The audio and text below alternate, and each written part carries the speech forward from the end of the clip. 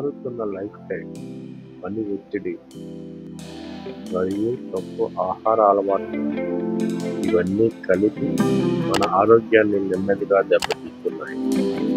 ఈ రోజుల్లో చాలామంది ఎదుర్కొంటున్న ఒక పెద్ద సమస్య విటమిన్ డి లోపం. మన శరీరానికి చాలా అవసరమైన ఈ పోషకం తగ్గిపోతే ఏమవుతుందో మీకు తెలుసా? మన ఎముకలు బలంగా ఉండడానికి, కండరాలు సరిగా పనిచేయడానికి, రోగ నిరోధక శక్తి మెరుగుపడడానికి విటమిన్ డి చాలా అవసరం. ఇది తగ్గిపోతే అలసట, జుట్టు రాలడం, ఆకలి లేకపోవడం, మానసిక స్థితిలో మార్పులు అనేక సమస్యలు వస్తాయి. చాలా మంది సూర్యరశ్మి ద్వారా విటమిన్ డి వస్తుందని అనుకుంటారు.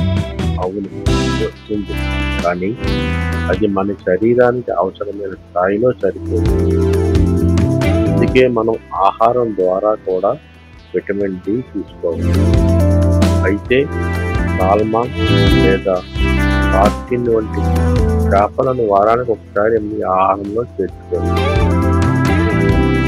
ఇలాంటి సమస్యలను అధిగమించాలంటే మనం విటమిన్ డి కలిగిన ఆహార పదార్థాలను తీసుకోవలసి ఉంటుంది.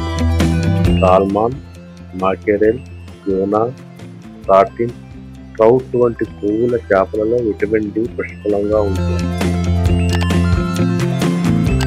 అలాగే విటమిన్ డి కోసం గుడ్డు, పచ్చసొన కూడా మంచి ఎంపిక. వీటిలో ఈ పోషకం మితమైన మొత్తంలో ఉంటుంది. విటమిన్ డి కొవ్వులో కరిగేది కాబట్టి ఆలివ్ నూనె, గింజలు లేదా అవకాడోతో కలిపి తీసుకోవడం వల్ల శోషణం మెరుగుపడుతుంది. అలాగే నారింజ జ్యూస్ కూడా మంచి ఆప్షన్. ఈ ఆహారాలను వారానికి కనీసం 2-3 సార్లు మీ ఆహారంలో చేర్చుకుంటే మీ శరీరానికి విటమిన్ డి సరిపడేలా చేస్తుంది. అదేవిధంగా రోజు కనీసం 10 నుంచి 20 నిమిషాలు సూర్యరశ్మిలో నడవడం కూడా చాలా మేలు చేస్తుంది. ఇది సహజమైన ఉచిత విటమిన్ డి.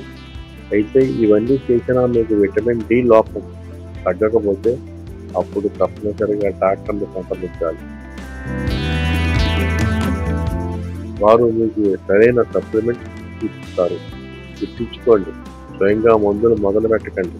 ఎప్పుడు వైద్యుల సలహా తీసుకోండి. ఇందులో చెప్పినవి కేవలం అవగాహన కోసం మాత్రమే. మీ ఆరోగ్య సమస్యలకు ఎప్పుడూ నిపుణుల సలహా తీసుకోవడం మంచిది. మీరు విటమిన్ డి కోసం ఏ ఆహారంలో ఎక్కువ తీసుకుంటారు? కామెంట్లో చెప్పండి. ఆరోగ్యానికి సంబంధించిన మరిన్ని టిప్స్ కోసం మా ఛానల్ని ఫాలో అవ్వండి.